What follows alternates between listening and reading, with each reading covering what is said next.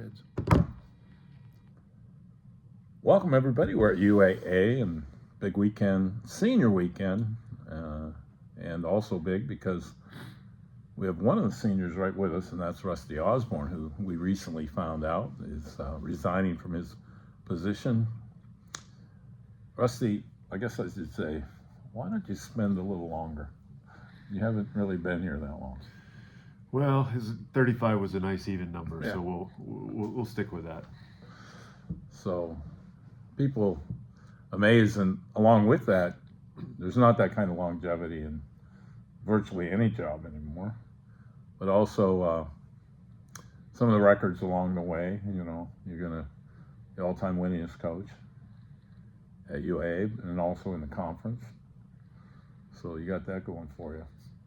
Well, you know, longevity numbers start building their way up if you stay someplace long enough. So I think I also lead the conference in losses as well. So there's always that. But you know, you don't stay someplace 35 years without some things happening. One, you've got to like the place, and I love Alaska. I mean, I just wrote a note to somebody who had written me and said, you know, I was born in Virginia and I reached adulthood in Texas, but I've been here 35 years. So, you know, I'm an Alaskan. That's what we are. And I'm sure we will leave the state because of family, but we'll be back many times. And you know, my 5 kids are Alaskans, and my wife, and so am I. So, you know, 35 years doesn't happen if you don't like it here. And it's been a great place to work, and I've worked with great people. And somebody at one point told me, don't try to get happier than happy. And I've been happy here. And why didn't you tell me that? Yeah, I think I did. You just didn't listen to me. So. Well, I do now. All right. Because I was used to be older than you, but now I'm younger. I believe that. No.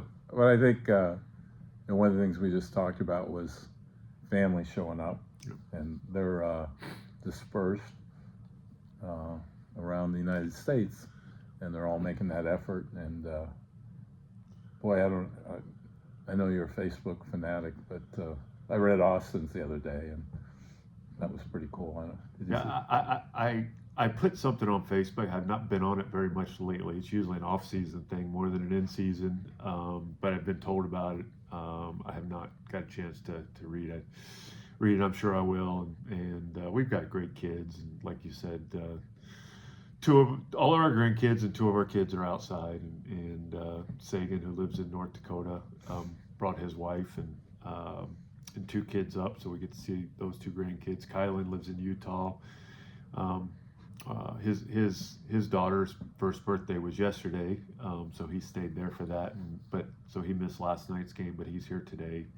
Unfortunately, Lexi and the baby couldn't come up, but yeah, it's special. I'm surprised that they're here. I mean, they're young parents, and you know, getting to Alaska as a young parent is not easy. You know, both logistically and financially, and so excited for them to be here. So I don't know. My son Dylan, they went to Arizona, and my granddaughter Lakin is not quite 2. Right. So no seat for her, and she weighs a lot for a 2-year-old. At least that's what Dylan tells me. So we have that connection with Coach Larrabee, and one of the things he told me was, in terms of Alaska, and you alluded to it, in terms of people to work with and administration, and he just said there's just a can-do spirit up there that he didn't see anywhere else. You know, that was when he came up. That's what he noticed. I'm sure you noticed the same thing. Yeah, I mean, when we got here, I mean, it was night and day difference than what we had at Southwest Texas. I mean, you know, we were in the shadow of the University of Texas at that time, and San Marcos was, you know, it wasn't really a sports town. So I mean, we had some nice supporters, but it was totally different when we got here. And you know, I mean, two newspaper town at that point. Right. I remember Whit Tuttle from the Anchorage Times was he was our beat writer for them. He was at every practice, Yeah. and of course, That's different. Of course, That's Lou different. Friedman and Beth Bragg over the years. I mean, they were tremendous for it. It's a shame the print media has kind of gone the way it is, and same with the local TV. Tons of great reporters over there at all the stations, but times change, but one thing that hasn't changed it's been a great department to work for, and you know, there's only two athletic schools here, Fairbanks and us, and the state takes a lot of pride in both of them. I think that sure there's some divided loyalties there, but good thing about Alaskans, we all support each other. We understand that you have to support each other, and so it's been a great ride. It's bittersweet that it's ending, but that's the circle of life. It's what I got to face, and it was an easy decision. So I think about some of the administrators, and I know you were closer to some than others, and also I think of Ron Petro, who passed not so long ago, and Steve Cobb, who after he left UAA, it wasn't long before he passed away. Right. So can you reflect on those ADs and how they affected Yeah, I mean, you? Ron Petro. I mean, he's kind of the father of the modern era of UAA. I mean, he came from the East Coast and really pushed us through. And I had a good relationship with Ron. It got stronger as it went along those first few years, and it even got stronger after he left. To tell you the truth, Brian Petro, who you coached in Right. Southwest Texas and competed against, in high school, Brian and I still remain in contact. And in fact, as Ron was in his final days, I communicated with Brian quite a bit. And then just last Saturday night at Seattle Pacific, Brian came to our game. He lives close to Seattle Pacific. He usually comes to see us, and I was very honored. He gifted me Ron's UAA tie. He wanted me to have it. So, Wow, that's it was cool. it was very, very nice gesture. And I mean, Ron was he was something else. Of course, Dr. Steve Cobb is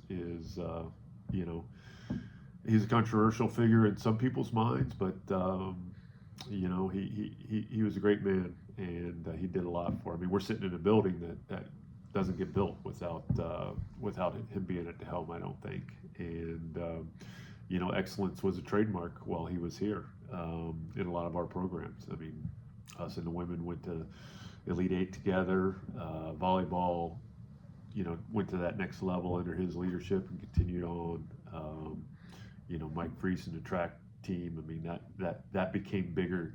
Used to be just cross country under Steve. And, we added track, and Mike had tons of success. And he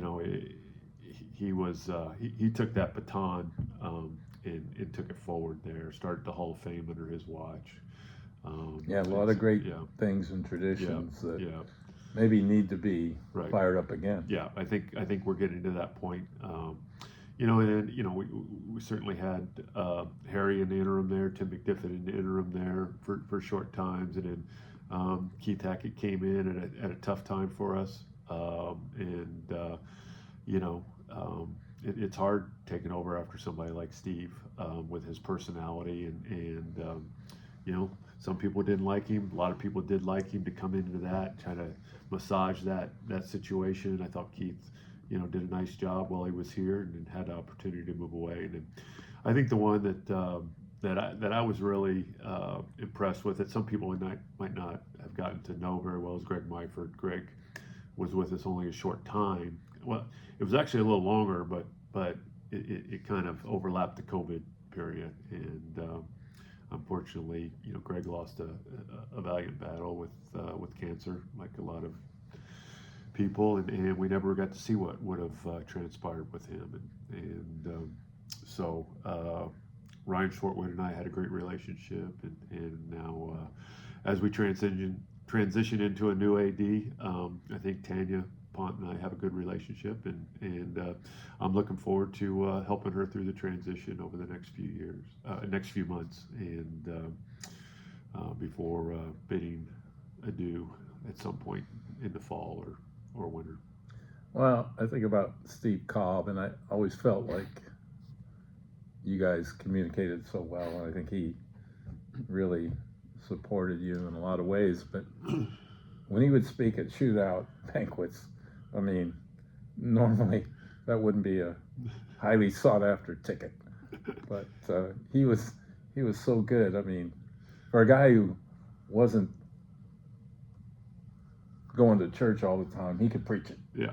Well, Steve was he was very opinionated. He had his opinions. You didn't have to always agree with him.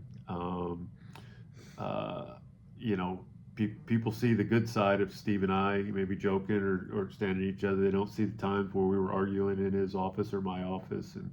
But I think the one thing that I always respected about Steve is he was a man of his word, and he also you could argue with him and he would forget about it, you know, pretty quickly. And even though he would argue with you, he would always reflect. And if he felt, you know, he wasn't going to be stubborn just to be right, you know, he would reflect. And many times, you know, he would come back maybe the next day and say, hey, I see your point, you know, let's look at that or something like that. And that's all you want, you know. Yeah. You want to be able to make your point and have it heard and considered, and if it's valid, then hopefully you can try to act on it. And I think that's why Steve and I had such a good relationship. And I understood that he was the leader, and I didn't always agree with his decisions, but I supported all his decisions. I think he appreciated that. I mean, that's what you want as a leader, whether you're a head coach or a leader of a whole athletic department or whatever. All of our assistants their philosophies aren't going to exactly align with ours. That's okay, but they need to be aligned in order for us to be successful. And that's kind of the way I as his employee, you know, I thought of our athletic department as a team, and he needed my support.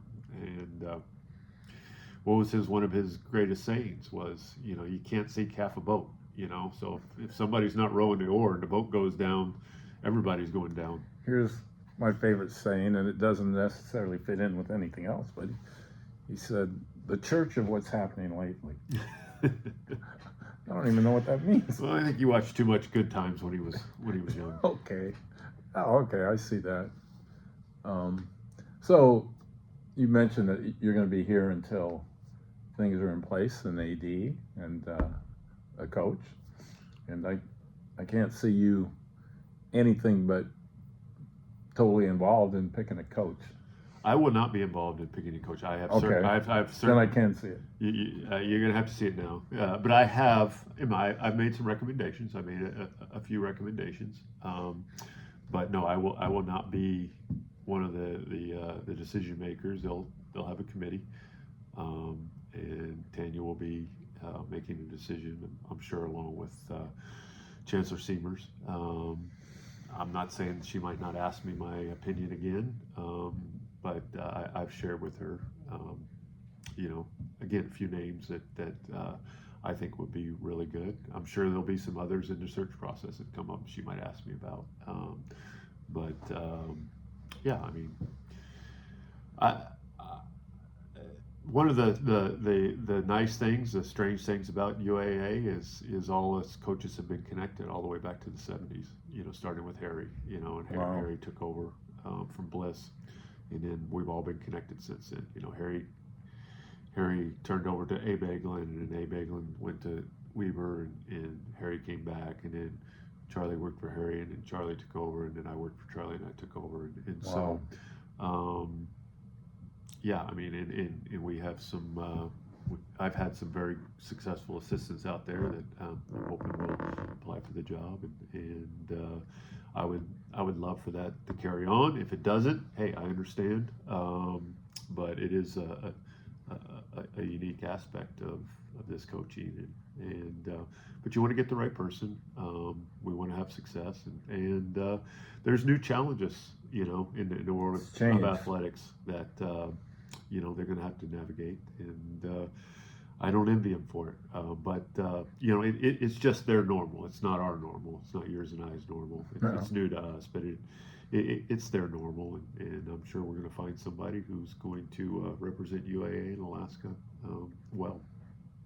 Well, we don't want to talk through your practice. You're getting ready to practice. Game against St. Martin's as we tape this tomorrow night.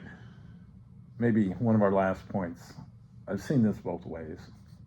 I've done it myself both ways, and that is, and I think I know what you're going to say, but when you leave a program, you either hope they build upon and you're happy when they do better, or some people who leave don't want to see that same success because maybe it takes away from their legacy or whatever the reason, or if they left on bad terms. But tell me why you want to see the program continue to go forward. Well, I mean, I've invested 35 years. You know, I mean, why would I want to invest 35 years in a place and then see it go downhill? I mean, that makes no sense. I mean, I want what's best for the program, and anything I can do from a non-coaching position to help the next person, that's what I'm going to do. If help is just stay out of the way and don't say anything, that's what I'll do. I want them to have success, but I also want to, I don't want to get in the way, but I love UAA. I want to go watch them play games and stuff like that. And so whoever comes in, if I know them, that will certainly be a little bit easier. If I don't, hopefully we can build a relationship that is beneficial to them if they think it is. But even if it's not, I still hope they have success. I'm expecting the next coach to be more successful than I am. Will they stay here, long enough to accumulate the number of wins? No. I don't know. No. Probably not. It doesn't happen much these days. But the number of wins are a result of how many years I've been here. Yes, I take pride in them, and I'm happy with what we did. I wish we'd have won a few more championships. I wish we'd have won a few more games here and there. But you do the best you can at the time, and if you do that, you can lay your head down and be happy. The biggest thing we have is we've produced a ton of really good community citizens. Some right here in Anchorage. Mm-hmm. Your son being one of them, and then some who have lived here and left, some who came from somewhere else, stayed, and then all kinds of different ones. But we have lawyers and doctors and dentists and counselors and teachers and coaches and psychologists and counselors. I mean, they're in all phases of the world, and I've heard from a lot of them, and the biggest thing I hear from them is their time at UAA really helped shape their lives, and that's what we're proud of. That's what we're producing. That's what UAA and Alaska is producing, and I hope the program continues to keep producing those type of student athletes and adults. Well, here's one thing I like to say, and this is probably my last question, and then later I'll say this is probably my last question. But maybe after your time is done, what are your plans? I think people they're interested in. Well, right now, I mean, you only say so much, and my mother's facing some health challenges. I mean, that's the result. I mean, that's the reason for the retirement at this time. Some people know, some people don't, that I stepped away from the team for 2 weeks in December to be with her, and I need that flexibility to be able to do that. I've lived here for 35 years. She's lived in Texas the whole time. My father passed away when I was 10, so I was raised by a single mother, and I've lost a lot of time being this far away.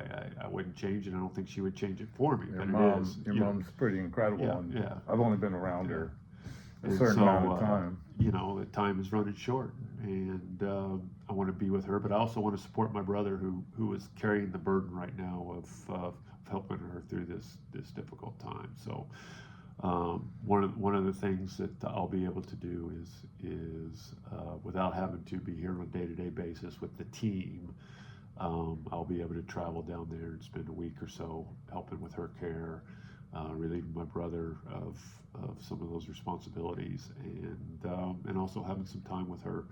And hopefully that's a long time. Hopefully that's many, many months and years into the future.